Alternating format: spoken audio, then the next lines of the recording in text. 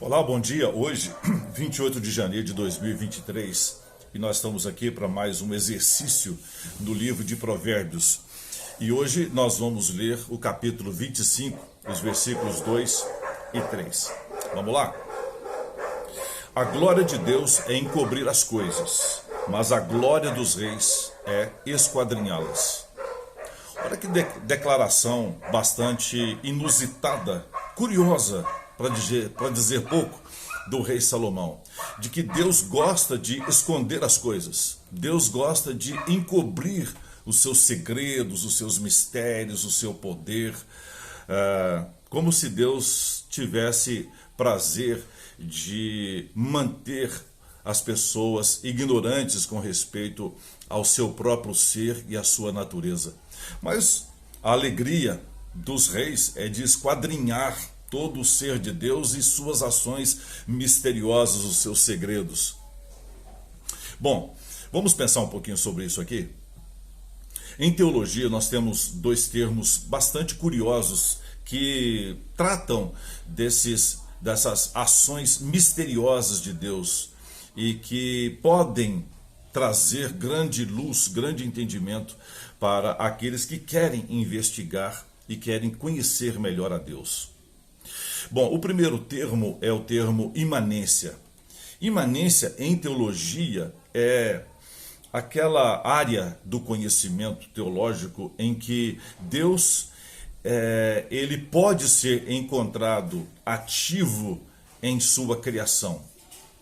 E não pode ser não apenas encontrado ativo na criação, como ele pode estar sendo encontrado interagindo na criação e interagindo com a criação. Um exemplo disso é a própria encarnação da segunda pessoa da Santíssima Trindade. Bom, uma outra coisa interessante é a transcendência. A transcendência é aquela área do conhecimento teológico em que mostra que Deus é superior e está acima da sua criação. De forma que Deus está descolado, absolutamente descolado de toda a sua criação. Ele não está acima e nem superior, mas ele está absolutamente além e ele é distinto. Ele é completamente outro da sua criação. Embora a criação possa revelar aspectos dos atributos de Deus, contudo, o ser de Deus é absolutamente distinto de toda a sua criação. E isso é maravilhoso para nós.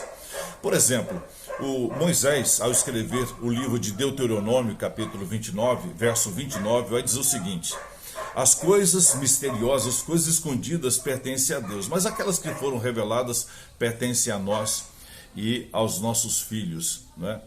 Então, quando a gente quer de fato compreender algumas coisas desses mistérios de Deus, daquilo que supostamente Deus esteja querendo esconder de nós, eu procurei aqui três situações, três narrativas bíblicas que procuram trazer para nós alguma curiosidade. A primeira delas diz respeito à vida. Como que a vida humana surgiu na Terra? Quando Gênesis 1, 2 e 3 fala sobre a vida na Terra, ela vai falar já que os seres angelicais já haviam sido criados e, portanto, tinham vida. Que a fauna e a flora também já tinham vida. E que a Terra já continha elementos de vitalidade em si mesma, com a possibilidade de produzir árvores frutíferas, etc. Mas e a vida humana? Como que a vida humana surgiu?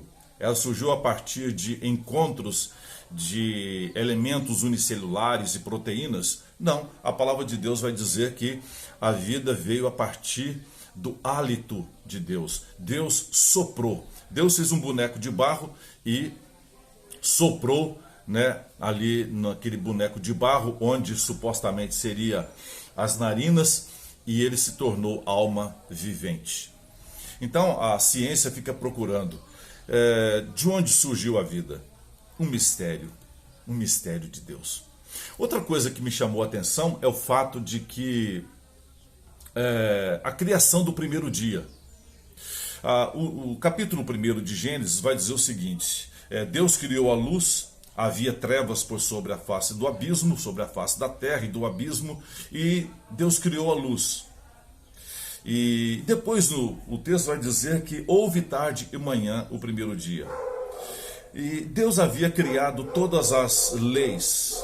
Então havia o firmamento, já havia estabelecido, as leis da terra também já haviam sido estabelecidas, a lei de sobrevivência também já havia estabelecido. Mas uma coisa que eu percebi é que não havia ainda movimentos. Então, para que acontecesse tarde e manhã e o primeiro dia, haveria necessidade de o funcionamento de 3 leis básicas: a lei da rotação, da translação e da expansão ou movimentação. Então, o dia só poderia acontecer se Deus desse a ordem para que essas leis começassem a funcionar. Então, a Terra passaria a girar em torno de seu próprio eixo, ela passaria a girar em torno do Sol, e aí o universo começaria então a se expandir. Isso são as leis naturais da criação. Então, o primeiro dia aconteceu em função do funcionamento dessas 3 leis básicas. Achei isso bastante curioso. E Deus escondeu isso. Como é que isso funciona? Né? Agora, um outro texto que me chamou bastante a atenção, que é muito misterioso, é quando Gideão está brigando com os midianitas. Isso está lá no livro dos Juízes. Você pode verificar ali que Gideão está brigando ali, está num verdadeiro confronto com os midianitas, e ele está percebendo que os midianitas estão avançando e ele precisa de mais luz do dia para que aquele confronto ele seja mantido e ele possa obter vitórias. Então o que Gideão faz? Ele faz uma oração. E o texto bíblico vai nos dizer que o sol parou. O sol parou. Na verdade, o que parou ali não foi o sol, mas todo um sistema. Então há 2 possibilidades ali misteriosas de que o sol tenha parado, ou a terra tenha parado. Em primeiro lugar, hoje a gente sabe que não é o sol que gira em torno da terra, é a terra que gira em torno do sol. Então, há 2 possibilidades. Em primeiro lugar, a terra parou, Deus parou a terra por ouvir a oração de um homem, e todo o conjunto, toda a Via Láctea continuou em movimento, e só a terra parou. Essa é uma possibilidade. A outra possibilidade, à luz do texto, é de que o Senhor travou o universo.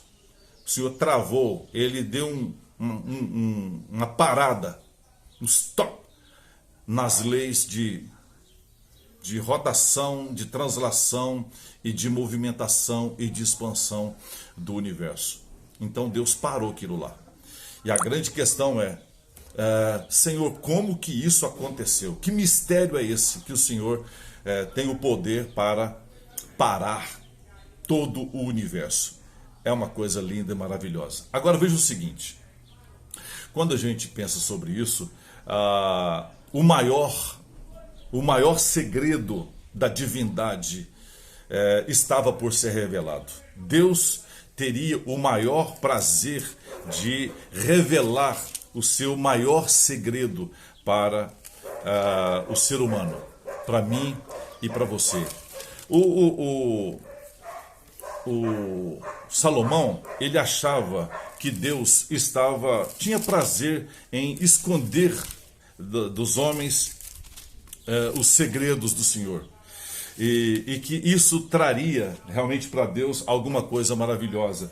Por exemplo, Deus, na opinião de Salomão, Deus poderia ser mais admirado e poderia ser mais respeitado guardando os seus segredos. mas devemos reconhecer que Salomão estava equivocado. João, muitos anos depois, João, no capítulo 1, no versículo de número 18, diz o seguinte: ninguém jamais viu a Deus, o Deus unigênito que está no seio do Pai é quem o revelou. Então, Deus estava aguardando para mim e para você algo tremendamente maravilhoso e extraordinário. E qual é essa revelação que vem da parte de Deus para mim e para você? Isso está aqui identificado